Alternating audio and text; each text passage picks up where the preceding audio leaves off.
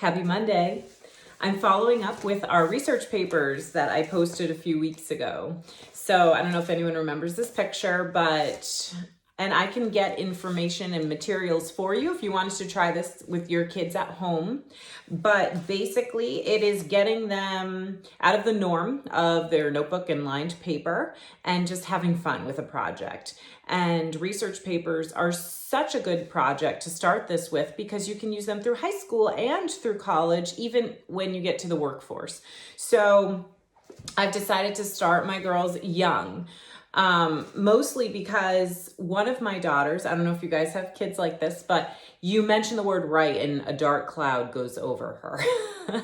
So again, my goal is to make learning fun for my children. So I decided to tell them, girls, there is no deadline. You can choose whatever topic you want. And I'm going to walk with you every step of the way. This is going to be fun, informative, and it's going to get better and better the more that we do it, right? So we just started a new year and we have plenty of time to perfect research papers. So let's make this project fun.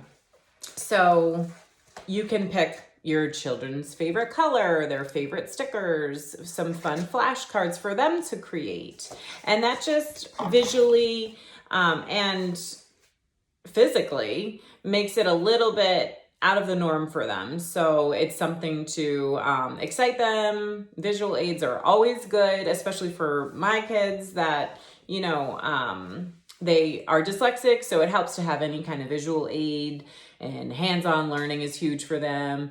So, but writing is so important, and it's a very fundamental skill that we all need. So and I keep referencing Eliza because she's the one that does struggle with it. So even for her penmanship skills and her grammar, her just writing all together, it's important for her to start really nailing it down and practicing and feeling more confident with it. And I think that's a lot of times when we have a fear of something, it's because we don't feel like we're good at it.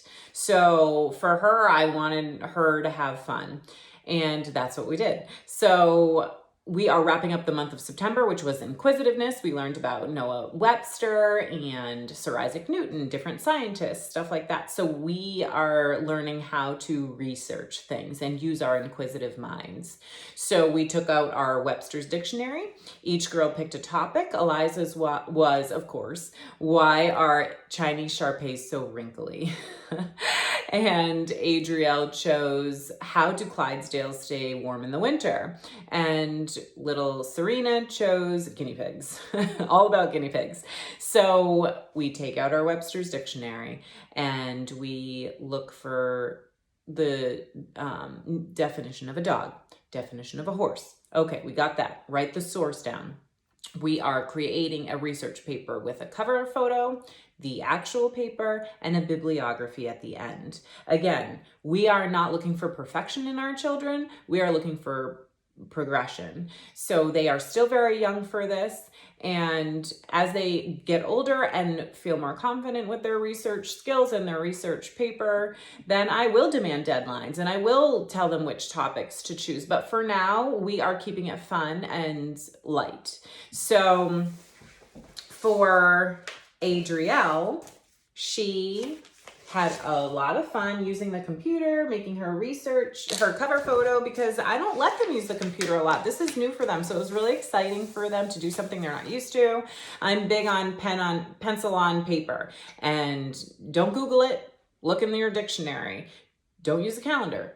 Do the work on paper. So I want their thinking skills to increase and increase.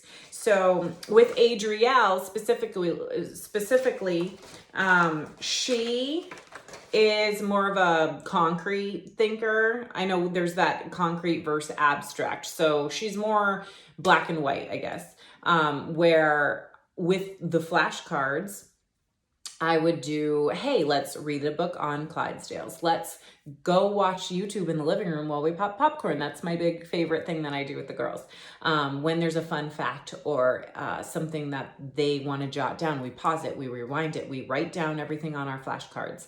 And then we might go to YouTube, or Adrielle found a lot on Clydesdales from this North Dakota University website. So she jotted all that down. With her, because of how she thinks through it with the black and white and all logical comes first, the body of her paper was much easier than the introduction and the conclusion. So I let her build her body first. So she wrote all her facts from those flashcards and the note cards. And she wrote them down in order. And then she built the introduction. Hi, my name is Adrielle. I'm excited to talk to you about Clydesdale's horses and how they stay warm in the winter. I hope you enjoy my paper. And that's more of the abstract, like almost like an emotional feeling type of energy that you get in your paper. It's not just listing details. So that was a little bit more challenging. And for a lot of kids, I think under the grade of 8, I think under 8th grade, it's easier for them to put in those details as opposed to creating an introduction with the 3 supporting details. And speaking of the 3 supporting details for each introduction, body, conclusion, I was not hard on them about that. That is where we are going, but it's the beginning of the year. I'm reviewing a lot, so I didn't have them do that. I just wanted to make sure they had the concept down. So I will have them, do that in the future. And she finished up with her bibliography. For both girls, I had them, before we did anything, I had them write down the steps in a successful research paper. So choose your topic, find information, record, organize, edit your rough draft, do your final rough draft, have your parents look over it. So this was great because any information they got on their topic, they could just make a big mess with all their note cards and have flashcards everywhere with it was a bit messy at times. So, and that's okay. We organized it all after. And then when we did our sources in the bibliography, we had it nice and neat in there. Eliza chose the Chinese Shar Pei and why they're so cute and wrinkly. And then her page was a little bit shorter than Adrielle's. That's okay. We worked on how to use a computer. What is double spacing and why is that important? Your finger placement on the keyboard, all things like that. And so for Eliza, again, I wanted to make writing fun so that she's looking forward to the next writing assignment. And halfway through the project, she came and said, Mom, that was actually fun. I didn't think I could enjoy writing because I struggle so much with it. And for me, that's all I needed to hear. Okay, so it was a success. So now we are going to perfect her skills from here, now that she's engaged and she is truly having fun with it. And whatever your child ends up doing in the future, whether they're college bound, whether they're trade bound, whatever it might be, they are going to love learning what they're interested in, right? So that's why for now I let them choose a topic, and then later on the topics can vary from there. Serena, guinea pigs. So she's 5, just starting 1st grade. I'm gonna have her, jot down the name and date. How do you spell a guinea pig? What are other words that start with the letter G? And things like that are more age appropriate for her. And of course, when she learned something about guinea pigs, she would give me an oral presentation, and we would work that into having fun with her folder and letting them pick out different stickers that have to do with the animals that they chose. So I have more information. Of course, writing a research paper is so much heavier than this.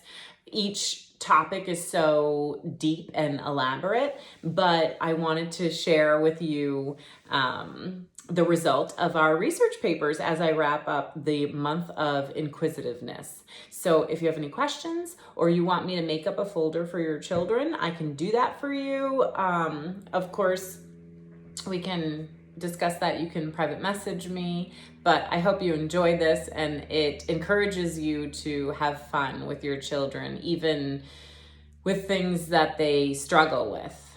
Okay? Thank you so much for watching.